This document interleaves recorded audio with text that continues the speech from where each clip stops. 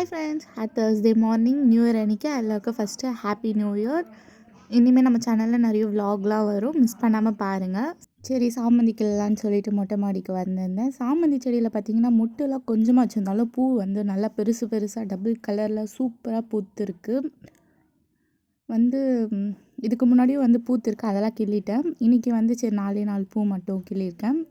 அதேமாதிரி மல்லிகைப்பூ செடியை காட்டுறேன், அதில் மொட்டு நிறைய வச்சுருக்கேன். ஆனால் இன்னும் பூக்கும் போது அது தனியாக நான் உங்களுக்கு காட்டுறேன். இந்த மல்லி நல்லா பெருசாக பூக்கும், அப்போ காட்டுறேன் உங்களுக்கு. நான் நிறையவே மொட்டு வச்சுருக்கானா, அப்பப்போ அது முனையை கிளி விடுறதுனால நல்லாவே மொட்டு வச்சுருக்கு மல்லிக்கூடம்.